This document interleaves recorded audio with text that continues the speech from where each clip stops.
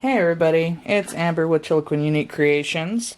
What I'm going to be doing today is making room sprays. I found some really cool bottles from the Dollar Tree.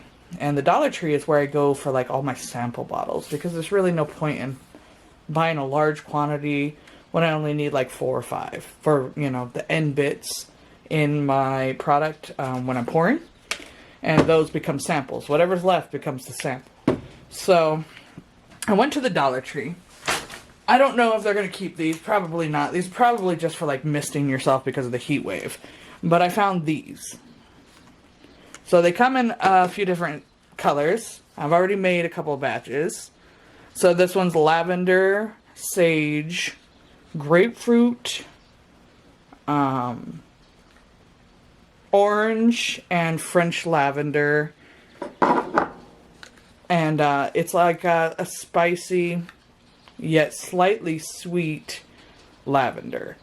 So it's almost like a trip in the desert with an orange in your hand. You can't really smell the orange, but you know the orange is there. So this is like my new favorite blend that I've created. Then we have here. Then they have this one. It's pretty cool. It's like a smoke color. So this one was my black raspberry and vanilla because that is like literally the most popular scent I have besides huckleberry. So that's that. And then we're going to be doing an energizing blend. Also known as grapefruit lemon grass energize. So it's from Nature's Garden. We're going to be using 4 ingredients, and I'm going to go ahead and share this recipe because this recipe is my recipe, but it's not my recipe. So it's like a universal recipe that I'm seeing everybody's using the same ratios. And for a water-based room spray, body spray, this is the ratios that you should be hitting. Okay, so water is going to be at 92%. Your FO or EO is going to be only at 5%. Your polysorbate 20, because 20 is for your lighter oils like fragrance oils or essential oils. Polysorbate 80 is for your carrier oils, your grapeseed, your sweet almond, your jojoba.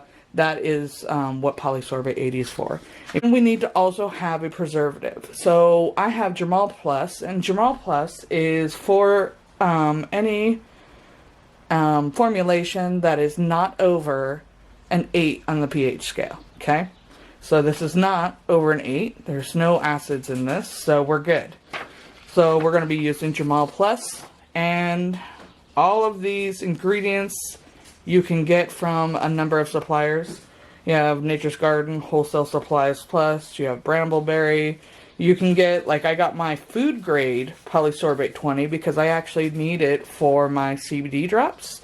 So I got food grade polysorbate 20, and I got that off of Amazon.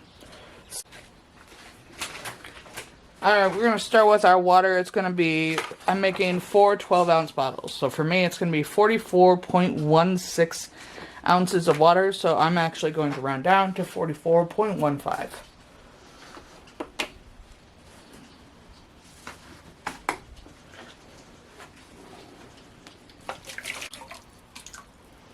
Or 44.30, it'll be okay. And then I'm going to bring you down so you can actually see the proper way to do a polysorbate concoction. So we have our fragrance oil, and we have our polysorbate. This is the one I got from the Amazon. It's actually a legit company. I researched the company, went to their website, and they are actually legit.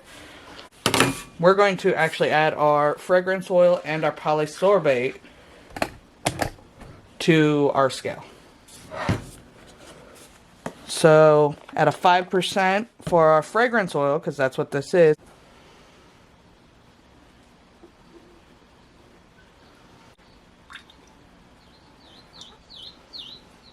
Alright, 2.4 ounces. And then for our polysorbate, it actually calls for a 0.96. I'm actually going to go 1.0 ounce.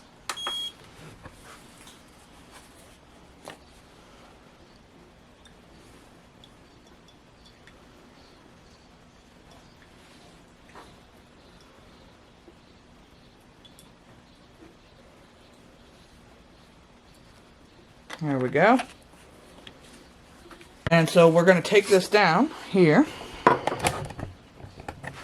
And we're going to introduce these two things because they are actually still separated right now.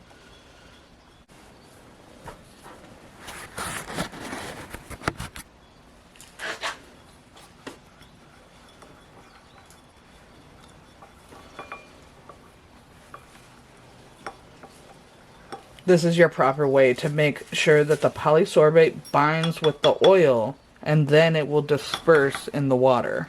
I hope that makes sense. I see a lot of people just adding it all to their liquids, and I used to do that too, and I would actually end up with separation after it's settled. And then I read in a forum, like I've advised before, join forums and groups, and I read in a forum this other person talked about when you're using polysorbates, you have to bind it with the oil, then disperse it in the water. And that made total sense to me because it's an emulsifying agent. This is my little thingy, little frother? I don't know. Some kind of mini mixer thing.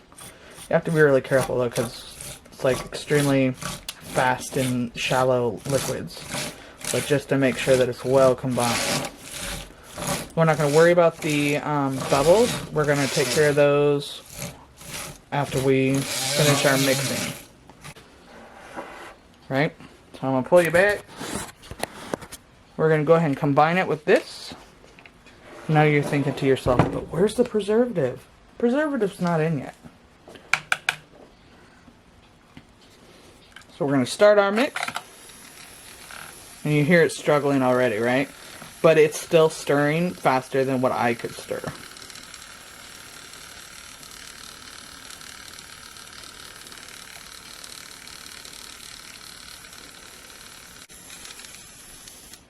So, on big batches, I would just use my immersion blender, but because I'm just doing 4 bottles at a time, it doesn't seem to be necessary.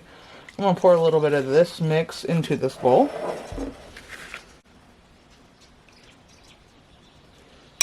And this is what I'm going to put my preservative into. So that way I can pre-mix it so it will be easier to distribute into the larger portion. So 0.48, so I'm going to actually go 0.5.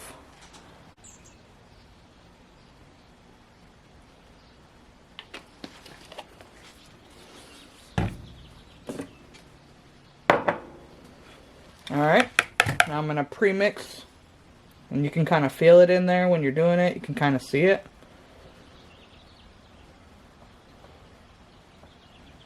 Because you don't want your preservative to not be emulsified with the rest of everything. So that's why I do these ingredients in these steps. Because I really need to make sure they are actually incorporated with the water.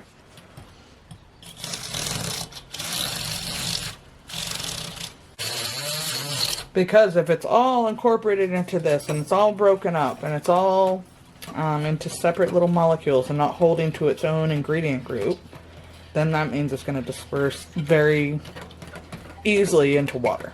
You don't want that. So this is the easiest way to make sure your preservative is actually all the way dispersible into your water. So be very careful. Preservative is expensive. It's also vital to keeping this from developing yeast, mold, or other harmful bacteria. These are intended as a linen or room spray because there is no harmful oils to fabrics. Now, with that being said, you can use this as a body spray as well. So I'm going to go ahead and bring this back over so you can see it.